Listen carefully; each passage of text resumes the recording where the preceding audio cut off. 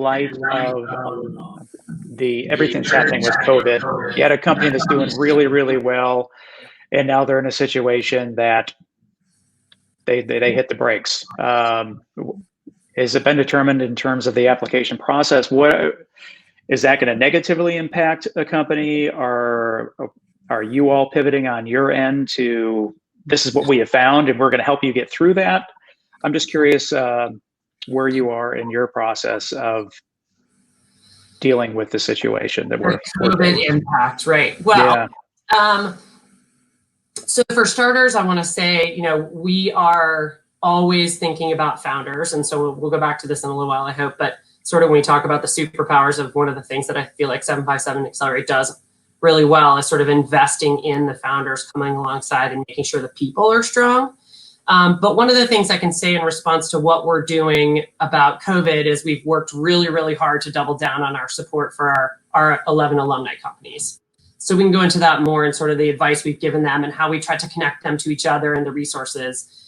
But we also belong to the Global Accelerator Network, which is called GAN, and they have 120 of the most successful international accelerators. And we have these weekly calls. And it's been really interesting to try to parlay companies in other parts of the country that are ahead of us in terms of application pipeline. So are the applications down? In some worlds, you would think if you're giving $20,000 of non-dilutive capital and all signs are pointing towards the pre-seed and seed stage capital markets being closed for the most part to companies that are not already in revenue, then the answer is, what are we don't expect that companies in the last, that they're, the question that we always ask is what progress, what are the highlights in the last 6 months? We definitely expect the answer to that question to be different from last year.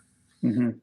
There is not enough data yet to see whether or not the applications will be up because people are all of a sudden $20,000 per company in revenue looks really good because they're otherwise not making that revenue and they know they have, say, a weak sales process or they don't have a great investor network, and then you start that conversation and we can be impactful for them there, but they would otherwise consider themselves past acceleration.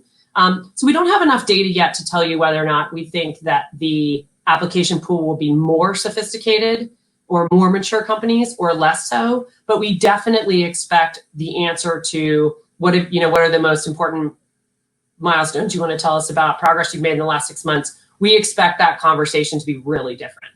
Right.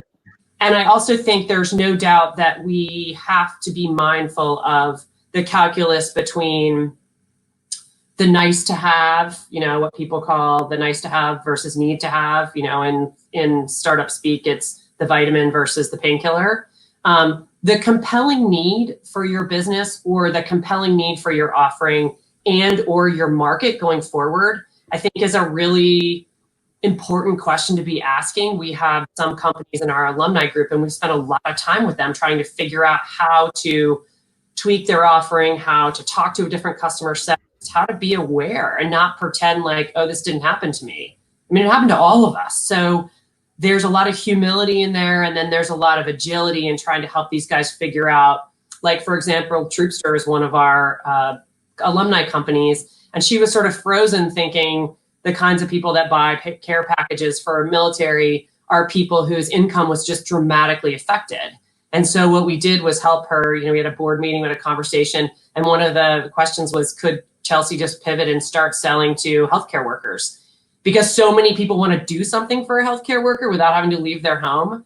And in a weekend, I called her on a Thursday night. By Monday, I had done a bunch of research. She'd done a bunch of research. She worked on different suppliers. And by Tuesday, she had an offering and a GoFundMe campaign. So there's that kind of success happening for a company that's like an e-commerce company that could switch what they're doing.